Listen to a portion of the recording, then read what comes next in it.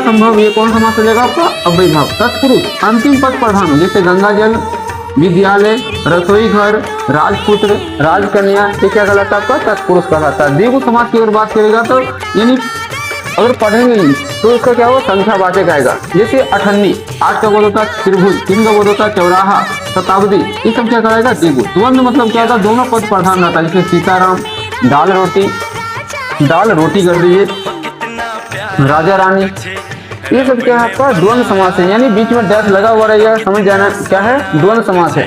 अब क्रमधारय समास को याद कर लीजिएगा, महापुरुष, चंद्रमुख, नीलगाय, ये सब कौन सा समास है क्रमधारय। बहुविधि कहेगा तो देखिए दशानन, लंबोदर, चक्रपाणी, ये सब क्या है आपका बहुविधि।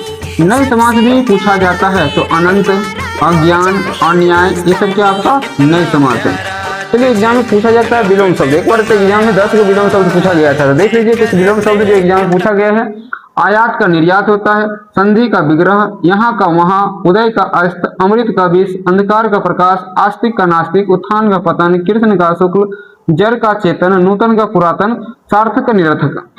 फिर से देख लीजिए, आयात का निर्यात, संधि का विग्रह, यहाँ का वहाँ, उदय का अस्त, अमृत का विष, अंधकार का प्रकाश, आस्तिक का नास्तिक, उत्थान का पतन, कृष्ण का शुक्ल, जड़ का चेतन, नूतन का पुरातन, सार्थक का निरर्थक होता है। ये सब एग्जाम पूछा गया क्वेश्चन है, बहुत ज्यादा इंपॉर्टेंट है, पूछने की उम्मीद है कि पूछ भी करेगा इस बार विलोम शब्द, इसको याद कर लीजिएगा। फिर क्वेश्चन अगला है आपका, अनेक शब्दों के बदले एक शब्द लिखे। ये भी एग्जाम में क्वेश्चन खूब पूछा जाता है, यहाँ से भी अनेक शब्दों के बदले एक शब्द लिखे। जैसे है आपका जहाँ नदियों का मिलन हो, तो जहाँ नदियों का मिलन हो उसे क्या कहते हैं संगम कहते हैं। क्या कहते हैं संगम। जिसका कोई ना हो उसको क्या कहते हैं अनाथ। गिरा हुआ को क्या कहते हैं पतित। गिरा हुआ क्या कहते हैं पतित कहते हैं।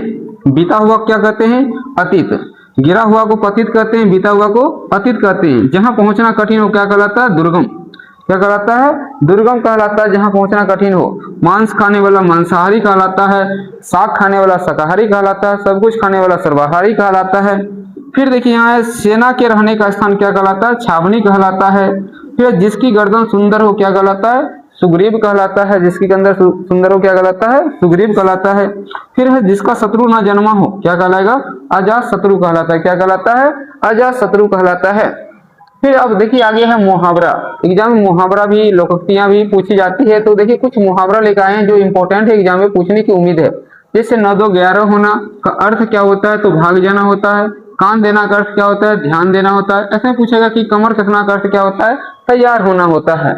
लोहा का चना चबाना का अर्थ क्या होता है कठिन परिश्रम करना होता है। क्या होता है कठिन परिश्रम करना। आप लोग कमेंट में बताइएगा कि उल्लू मतलब अपना उल्लू सीधा करना का अर्थ क्या होता है। अपना उल्लू सीधा करना